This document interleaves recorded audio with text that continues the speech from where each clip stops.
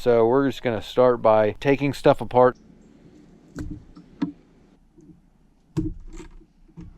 This is what we're looking like so far. I got these two bolts out for here. I need to take those up there off so that way I can get this shroud off, and then probably take oil tank, starter, electronics box off, and then take my carburetors off.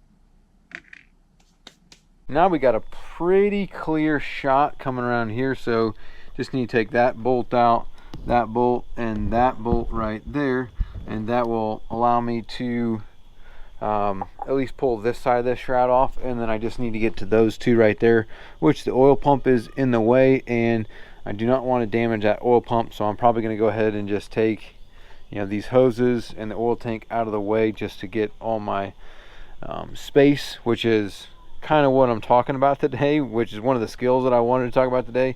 And moving something that is in your way, I think a big skill that most mechanics learn is that if something is in the way, you should move it, because if not, you're just going to frustrate yourself, and then you're going to end up breaking something, and that is the last thing that you want to have to deal with, is something that is broken. So let me go ahead and take those two bolts out, and then we'll come over here and work on this side and get all this stuff out of our way.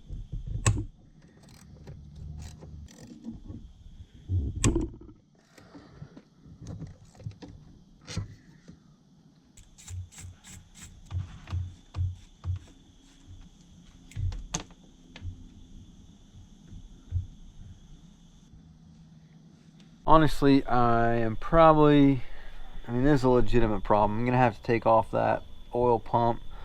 I got the oil tank over here to the side. I mean, this is not the best situation because, I mean, I did have this oil line popped off of the oil pump, but yeah, and trying not to spill any oil. I only got a little dribble down there from that line coming off, but I am gonna have to take that piece off, the oil pump off, in order to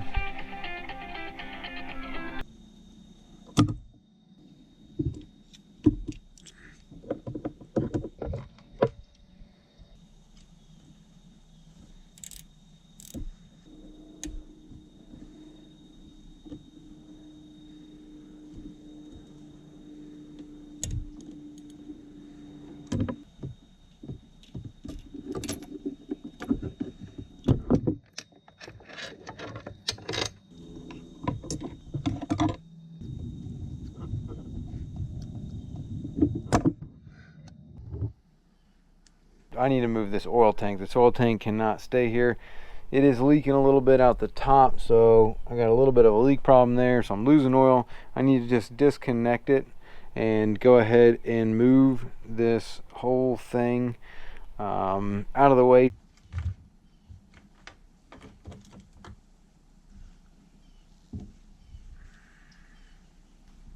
Disconnect my control cables.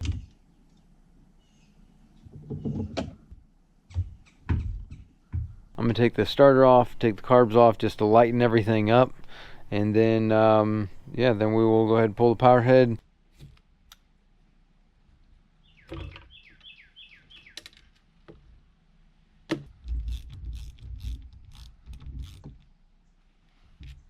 So I'm just continuing to take stuff off so I can pull this up to make it as light as possible and as easy as possible. But one thing that I noticed is that when I pulled this off, look at that.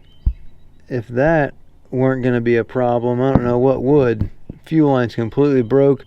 That is the intake of everything. So I'm glad I did find that, because that would have been a whole issue that would have took a while to find, but found it pretty quickly, and good thing I did. So I'm gonna go ahead and just continue taking stuff off to be able to pull this power head. Now I want to go ahead and spray everything down to get all that metal and stuff away from that base gasket and away from the oil pump there, just so that way when I do go to put this thing back together, none of these metal shavings are anywhere. So just need to take some contact cleaner and blast a lot of this stuff out and out of the way.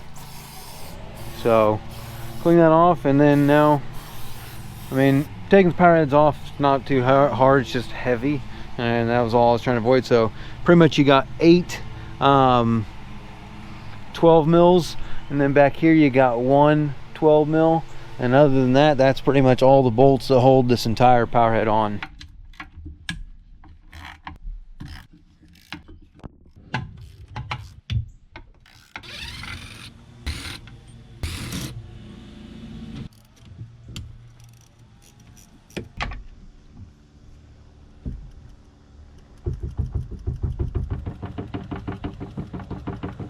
And the power head is stuck, so I have all the bolts out. You know, the one bolt back here, there's 4 bolts around the side, and then there's also, you know, one that goes up here. So that's that. But other than that, there are no other bolts holding the power head on. It's a very simple design, not a whole lot to it. 2-stroke, that's why it's the beauty of it. But Florida, salt, hurricane, old, all the reasons why shops don't work on 2-strokes anymore. So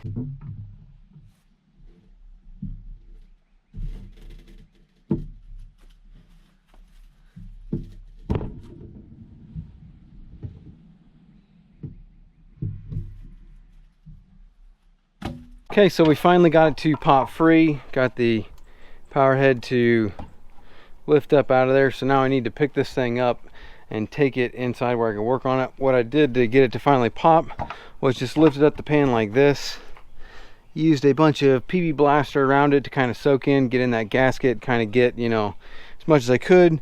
Took a 2x6 in the back here, wedged it in there, and then just pried up on it to pop the thing up and get it up. So now what I need to do is make sure that I do not mess up the oil pump, but I will pick this thing up, take it inside to where we can work on it.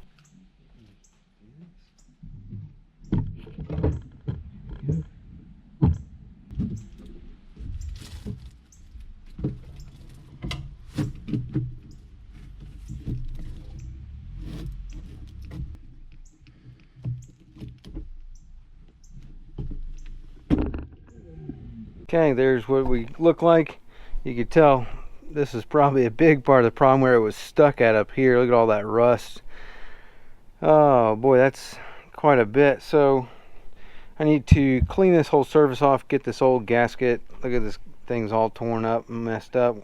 I completely ripped up whenever I got. You can tell some of where the PB Blaster had worked its way in, but look at all the dry spots where it had not even, like, wasn't even close to getting in there. And yeah, this is going to take a lot of work to clean this up, but we'll get this gasket off of here later. For right now, what I'm going to do is just kind of spray it down with some PB Blaster to soften it up.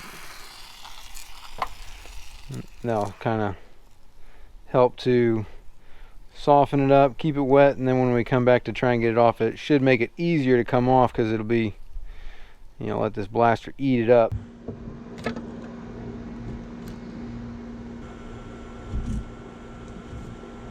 When it comes to getting the gasket off, I just like to take a razor blade or something, try and take a fresh one so that way you don't scratch this surface, but we'll get all the gasket off that we can, and then we're going to come back with a Scotch-Brite. This is just a 3M Scotch-Brite roll-lock bristle bit, or, you know, whatever.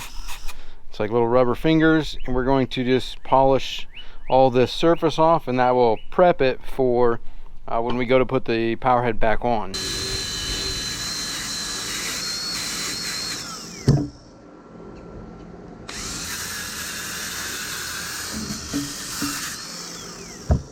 And there we go. That is way cleaner than it started. This is now ready for the power head to go back on. I would have imagined to see a little bit more corrosion around here, around the exhaust, than up here in the front, but I guess this is, you know, that's the most corrosion that I've seen right here.